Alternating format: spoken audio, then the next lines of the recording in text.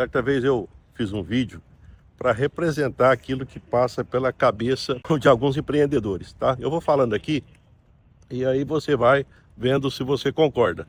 Então tem alguém que montou um negócio e aí as coisas estão acontecendo, certo?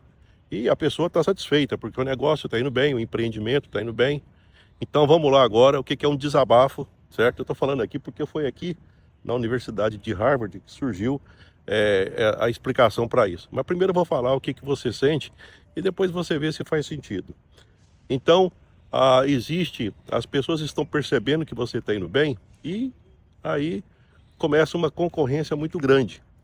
Porque como eles querem vender mais do que você. E também você quer vender mais do que as outras pessoas, certo? Na verdade, é assim que funciona o mercado. Então, existe uma concorrência muito grande. Ou seja, as pessoas querem oferecer os produtos semelhantes ao que você está oferecendo e os serviços também, certo?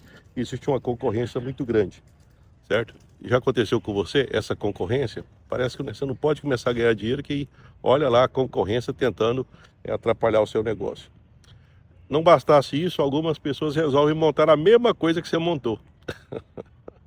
Aí você cria tal, olha, aquele lá, ó, apareceu mais um, apareceu mais outro, fazendo o quê? A mesma coisa. Ai, meu Deus do céu, assim é fácil, né? Não bastasse isso, tem coisas que não são exatamente aquilo que você vende, mas ela concorre com aquilo que você faz. É tipo assim, eu costumo até brincar o seguinte, vamos imaginar assim, ó, tá concorrendo pela mesma tripa, ou seja, a gente pode, por exemplo, eu estou agora visitando aqui alguns locais aqui, então se eu vou num restaurante que é italiano, eu não fui no outro. Se eu fui no mexicano ou se eu fui no japonês, então existe uma concorrência indireta. Em qualquer ramo de negócio também tem isso. Às vezes a pessoa não faz exatamente o que você faz, mas tem alguma coisa que se a pessoa comprar aquilo, não vai comprar o seu produto. Então existe uma capacidade de substituição, certo? No caso eu peguei e falei a mesma tripa, porque, por exemplo, se eu encher a minha tripa com comida italiana, não vai sobrar espaço para outra, vai ter que ser para outro dia. Então, quer dizer, já teve tipo assim, eu troquei, né? Eu substituí uma comida por outra, certo? De qualquer forma, isso existe um certo nível de concorrência. No seu ramo de negócio deve ter também alguém que faz uma coisa parecida, certo? Mas que se comprar de você, bem, se não, vai comprar de outra pessoa também, certo? Existe também, os clientes acham que você está ganhando demais. Por que eu falo isso? É porque eles perdem desconto, eles querem menos, querem pagar menos, certo? Eles sempre querem pagar menos, eles sempre dão um jeito, certo? De maneira geral, certo? De pagar menos, tá? E também, agora para fechar a situação, os fornecedores, eles querem te vender mais caro.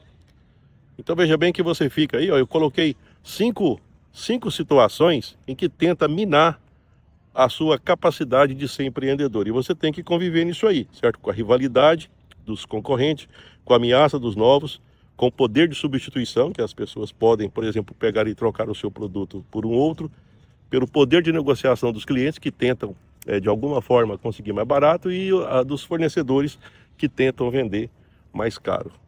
Faz sentido? Você já passou por isso? Eu posso te dizer que, com todas as letras, eu acertei, porque é assim que funciona. Agora, você sabe quem é que explicou isso muito bem? Aqui, eu estou aqui no pátio da Universidade de Harvard, e aqui foi uma pessoa que conseguiu com muita propriedade, com muita clareza, certo? Explicar por que acontece isso. Cara, isso é coisa... Ele explica e você fala, nossa, é assim mesmo. Agora tem um detalhe, o que eu faço? Eu tenho que lembrar que aquilo que você faz é o que qualquer um pode fazer. Por quê? Porque aquilo que você sente é o que todo mundo sente. Então, como é que eu faço para ser diferente? Bom, nesse nível, então, eu te falo o seguinte. A gente entende como é que essas forças funcionam, a gente reconhece que essas forças, elas existem, que foi o que o Malcolm Porter fez aqui, certo? Tem solução? É claro que tem solução, certo? Mas eu te falo, nesse momento que uma das coisas que ele fala é o seguinte, olha, preocupa não que isso é para todo mundo passa por essas mesmas dores, certo? Acontece que alguns, eles aprendem a viver nesse ambiente e tirar vantagem, certo? Tirar vantagem. Então, veja bem que é importante reconhecer que existem essas forças, e foi daqui que surgiu, olha que interessante, certo? E ele ficou mundialmente famoso, porque isso trabalha-se no assunto de estratégia, certo? A estratégia ele está relacionada a esse aspecto. Como é que a gente lida com uma certa malícia, no sentido de enfrentar problemas dessa natureza, certo? que existe muitas coisas na empresa que parece que é tudo coisa de novela, mas não é assim não. Existe muita malícia que é necessário, e essas malícias elas vêm da estratégia. E aqui na Universidade de Harvard foi onde nasceu, talvez até hoje, uma das melhores explicações para isso, certo? E olha só o que ele fala em relação a esse aspecto. A gente poderia destacar várias coisas, certo? Eu já até comentei em algum vídeo meu a respeito de efetividade, que inclusive é uma das coisas que foi herança de Michael Porter, aonde ele pega e fala o seguinte: o que é efetividade? Vamos por parte assim, olha, se você tem alguma coisa, algum empreendimento, e o cliente está satisfeito, vou colocar um cenário, o cliente está satisfeito e você não está ganhando dinheiro, quer dizer, você faz tudo certinho. Por quê? Porque o cliente está te falando, a percepção do cliente está te dizendo que você fez tudo certinho. E isso faz com que você perceba que você está no caminho correto. Outra coisa também, você percebe que o dinheiro está entrando, certo? O dinheiro está entrando, certo? A única coisa que está acontecendo, a coisa que está acontecendo é que você está sempre enfrentando oscilações e o dinheiro não está sobrando. Então, nesse momento, olha só o que esse cara daqui falou, o Michael Porter. Ah, tá, então eu já sei o que é. Então quer dizer que você é eficiente. O que é eficiente? Eficiente é aquela pessoa que faz o que tem que ser feito do ponto de vista do cliente. Perfeito. O cliente não está satisfeito? Tá. Então aí tudo bem? O cliente sim, está satisfeito, certo?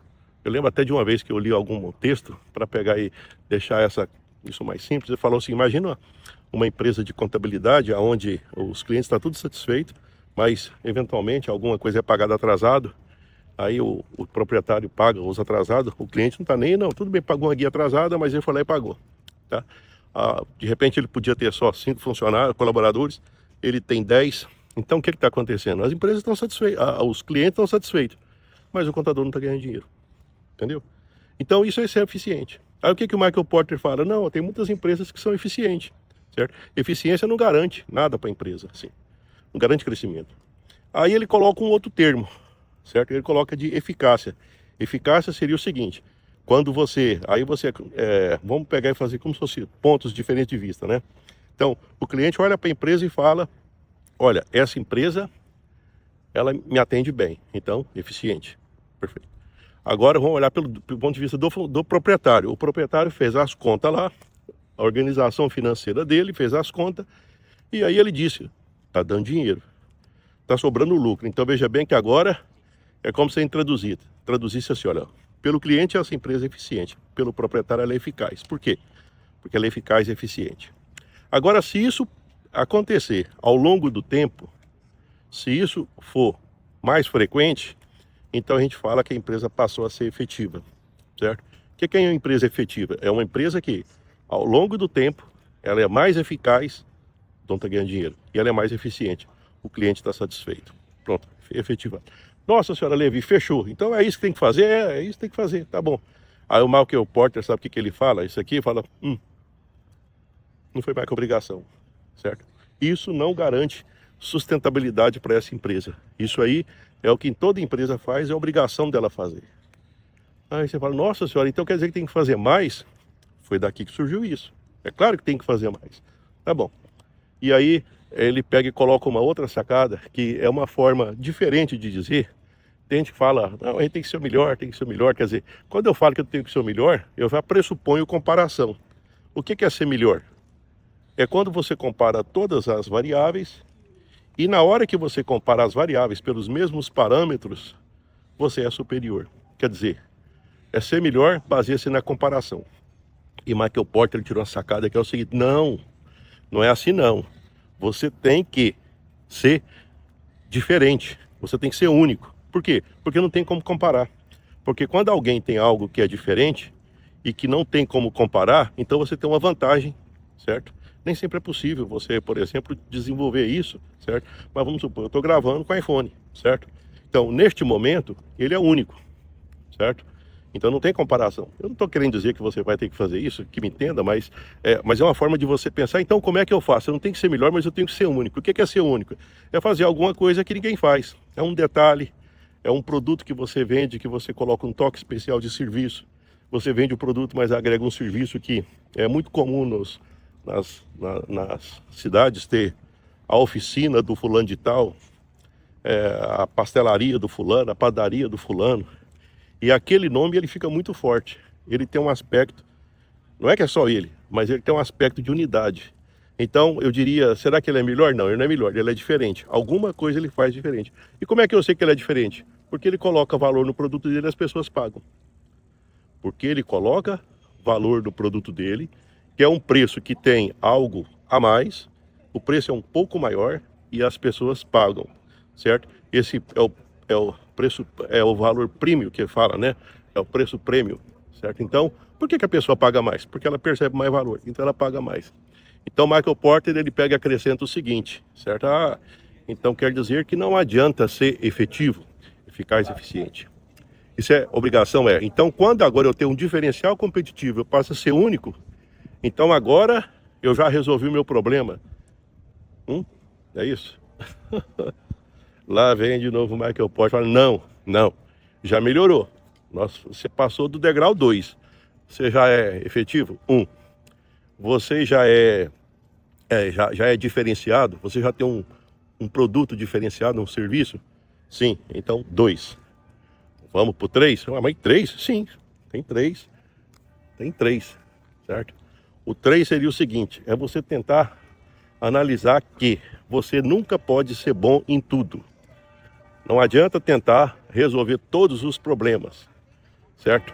Não é ainda mais agora que a gente tem concorrência pelo digital, que as pessoas elas estão em concorrência no mundo inteiro, certo? Aquilo que eu faço, olha, eu estou fazendo coisas aqui nos Estados Unidos, em Massachusetts, aqui em Boston, né? Eu estou aqui em Boston, certo? Na Universidade de Harvard, e tem um punhado de pessoas fazendo a mesma coisa. Então, nossa, como é que faz isso aí? Então, como é que faz? Você tem que focar. O que é que eu foquei?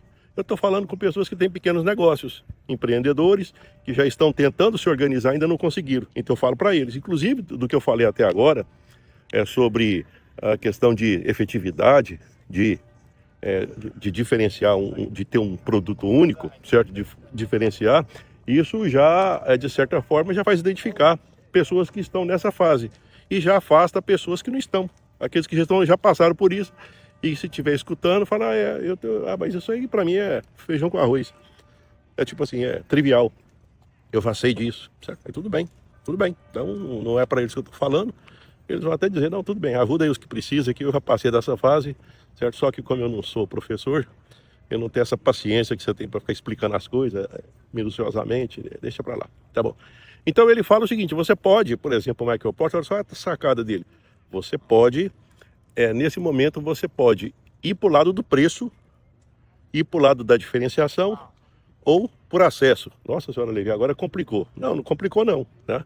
Se você já entender os dois, você vai entender isso perfeitamente melhor que os 2 itens anteriores. Na hora de você fazer isso é o seguinte, eu falo para pequenos empreendedores, que normalmente é o meu público, você vai diferenciar por escala, então eu vou fazer algumas perguntas. Você tem dinheiro? Muito dinheiro? Você sabe o que é que você vende, que compra numa escala assim, que você compra muito para ganhar uma margem pequena? Você está nessa fase? Atacarejo. Sabe aquele supermercado grande que tem aqueles preços bem baixinhos, que inclusive você vai lá e faz a compra da semana, certo? Essa é a primeira diferenciação. Você pode ter uma estrutura dessa, você pode se diferenciar, uma estrutura muito grande, e você tem algumas dificuldades para que as pessoas façam a mesma coisa que você. Tem algumas barreiras de entrada que a gente fala, certo? Que é o valor mínimo viável para você fazer isso. Então, mas eu não tenho condição de fazer isso porque eu não tenho dinheiro para comprar esse punhado de coisa. Eu não tenho contato com os fornecedores para me começar. Eu não tenho experiência de trabalhar com isso. Eu não tenho... Quer dizer, você não tem muita coisa. E você tem um pequeno negócio e você já quer trabalhar na escala. Você quer trabalhar no preço. Eu diria para você o seguinte, se fosse escutar a Porter, ele dizer o seguinte, olha, se você é pequeno e não tem dinheiro, então não adianta você pegar e trabalhar com uma coisa que você não tem. Entendeu? Mas se você não tem dinheiro, então seu negócio não pode ser dependente de dinheiro. Porque você não tem. Como é que você vai comprar coisa no atacado se você não tem dinheiro? Como é que você vai vender no atacado, certo? Ter uma escala grande, ter um depósito, trabalhar com estoque, que você ainda, tipo assim, não tem uma experiência aqui em gestão de sistema de informática. Acredito que esse caminho da escala, ele não é um caminho muito direto para pequeno empreendedor, certo? Salvo imaginar alguma situação algum produto, mas mesmo assim eu não consigo imaginar esse caminho, certo? Não é esse caminho. Agora o segundo eu já vejo, que é se você trabalhar no segmento menor, que é aquele que a grande empresa não quer, certo? O segmento menor. Por exemplo, seria o segmento que não tem lá no atacarejo, que não tem lá nos atacadão. Não, isso aqui eles não vendem, isso aqui o outro não vende, isso aqui o outro não vende. Ah, mas então já que ninguém está vendendo, por quê? Porque às vezes é pequeno o mercado, não é interessante para eles, mas é porque eles querem um mercado que seja bastante grande para justificar fazer crescer o dinheiro que ele já tem, que não é o seu caso. Porque como você tem pouco dinheiro, quase é muito pouco, então o mercado pequeno que você tem já pode ser o suficiente para fazer você crescer, entendeu? Você não está brigando com o grande, você está no espaço menor e brigando entre pequenos. Ah, então você fica forte, certo? Deu para perceber a lógica? Ele está falando assim, cara, não briga que, tipo assim, se você é um anãozinho, não briga com um gigante que você vai apanhar. Eu acho que isso não, certo? Não briga com isso, você não dá conta de brigar, ué. Você não vai colocar lá no ringue um sujeito de 50 quilos para brigar com um de mais de 100 quilos. Aí é nocaute na certa. Não mexe com isso não, certo? Identifica, tipo assim, reconheça o tamanho que você é. Se você é pequeno, cara, fica quieto, fica no seu tamanho. Em outras palavras, o que o Michael Porter quis dizer foi isso. A gente tem que saber o tamanho que a gente é. Então, de repente, tá aí. Segmentar, certo? Você faz alguma coisa que a grande empresa não quer fazer. Inclusive, você pode até ser o parceiro dela. Tudo aquilo que ela não quer fazer, ela terceiriza. Eu, por exemplo, participei de uma consultoria de uma usina hidrelétrica, onde ela não queria limpar o jardim dela. Aqui, ó, eu estou aqui em Harvard, aqui, ó, tá vendo os jardins tudo bem cuidado? Aqui. Então, eu lembro que essa empresa falou, não vou cuidar disso. Meu negócio é geração de energia, não é cuidar de grama. Aí ele pegava e terceirizava, que é um bom negócio. Por quê? Porque aí a pessoa ia lá, fazia o serviço dela, e aí não tinha concorrência, entendeu? Então aí ficou bom, certo? Uma outra coisa que ele fala é o seguinte, a questão de acesso, certo? Inclusive tem, no Brasil é muito conhecido a história da família do governador de Minas Gerais, certo? Que a família dele, eles fizeram isso. Eles tinham lojas, se não me engano, loja de móveis, de eletrodoméstico, e eles só montavam as empresas deles em cidade pequena. Aí você fala, por que eles não iam para o shopping? Ah, você quer me dizer que era bom ficar brigando com Casa Bahia, Magazine Luiza? Não, ele não brigou com isso não. Ele ia para cidade pequena, ó, pra você ter noção, Minas Gerais tem mais de 800 municípios. Eu nem sei quantas, aí tem que ver também que tem município que é muito pequenininho, aí não dá nem para, não cabe o empreendimento deles. Mas a ideia é o seguinte, é que tem inclusive empresas dessa área, que tem esse tipo de estratégia, que quando a cidade começa a crescer, o que elas fazem? Elas fecham a loja e abrem numa outra cidade menorzinha, mas que já cabe à cidade. E ao invés de brigar com o grande, elas crescem por não ter concorrência direta com o grande. E aí elas vão crescendo e crescem muito mais do que se estivesse batendo cabeça, entendeu? Elas não ficam sombreadas. Lembrando que isso que eu estou falando veio aqui da Universidade de Harvard, de Michael Porter. Tá? Eu estou fazendo a leitura de um texto dele, onde ele explica a questão da competitividade, certo? Então você poderia dizer o seguinte, não, agora eu já entendi. Então agora eu vou ser efetivo, agora eu vou ser único e agora eu vou fazer uma opção por segmentação. Ou eu vou segmentar para alta escala, que eu acho que não é o seu caso, vou segmentar para um produto que eu possa fazer alguma coisa mais especial, ou então por acesso, tá bom. Aí eu resolvi. Ai. Lá veio o Michael Porter de novo. Parece brincadeira, né? Lá veio de novo. Não, agora você tem que tomar cuidado. Porque aí na hora de fazer as compras, tem aquela vontade de... E normalmente as pessoas têm dificuldade de fazer isso. Eu, por exemplo, tinha dificuldade de fazer isso. Se eu, por exemplo, fiz a opção por vender alguma coisa barato, olha só, de repente eu vou ter que chegar à conclusão que às vezes eu não posso nem colocar embalagem. Por quê? Porque embalagem custa dinheiro. E às vezes o cliente, para um produto muito barato, ele nem se importa de não ter embalagem, porque ele quer pagar menos, tá? Se você vai para a segmentação, onde fala de alguma coisa mais cara, de repente a embalagem é detalhe. A lógica disso aí é o seguinte, aquilo que você está vendendo, aquilo que você está acrescentando, o novo produto que você comprou, fortalece o seu propósito? Ou seja, aquilo que você comprou faz baixar o preço, ajuda a baixar o preço, certo? Aquilo que você acrescentou ajuda a aumentar o valor, veja bem que é caminhos diferentes. Ah, não, eu quero abaixar o preço e aumentar o valor. Não, para com isso. Não trabalho não. Tem que seguir o seguinte, não, eu quero abaixar preço, então preço é preço. A pessoa que compra preço, ela compra preço. Quem compra valor, ela quer vantagem, certo? E você não vai encontrar da mesma forma, no mesmo lugar, essas coisas. Então são coisas diferentes, certo? Então, tem que separar isso. Aí ele pega e fala que você tem que ter essa habilidade. A habilidade de aquilo que você faz, você fortalecer, certo? Se é para economizar, tudo que você faz é economia. Se é para aumentar valor daquilo que você já faz, então, vamos supor que você faz algum trabalho diferenciado. Até você que é pequeno empreendedor, você trabalha com ar-condicionado, você trabalha com cerca elétrica, alguma coisa, fazer alguma coisa que deixa o cliente perceber o quanto você é bom. Olha só. E eu diria para você o seguinte, que apesar de muita gente achar que é o preço, mas não é preço não. Porque na hora que você coloca Só que não adianta você colocar o valor que você acha que tem se você não tem. Aí não vai adiantar nada, tá? Chegou? Pronto. Chegou. Então, aí agora nós já estamos encerrados. Aí vem um Michael Porter e fala, deixa eu ver, então você já está no caminho certo. No nível 1 você foi efetivo. Tá bom, nível 2 você é único. Nível 3 você segmentou. Nível 4 você só faz coisas que agregam umas às outras. Entendeu? Então aí você está, de certa forma, fortalecendo. Tá bom. Ele vai dizer para você o seguinte, que agora você está num caminho, só que agora existe a necessidade de você estar atento ao mercado, porque na hora que você monta toda essa estrutura de etapas, certo? Existe a possibilidade de se adequar constantemente. O mercado muda, os produtos, os serviços, a concorrência, e aí você tem que se ajustar. O certo é que quando se faz nessa caminhada, essa caminhada de estratégia, isso, de certa forma, aumenta a possibilidade de essa empresa ser mais sustentável, dela ser mais competitiva, porque isso, na verdade, está dentro de uma estrutura que ele chama de vantagem competitiva. Como é que você coloca competitividade dentro da sua empresa, certo?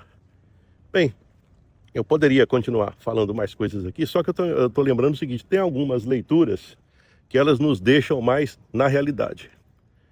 Por que eu falo isso? Porque tem muita leitura que a gente viaja na maionese, mas tem algumas que são mais, né? Uma das que eu considero que faz sentido assim, é justamente quando a gente vê essa questão a leitura que eu vejo do Michael Porter, certo?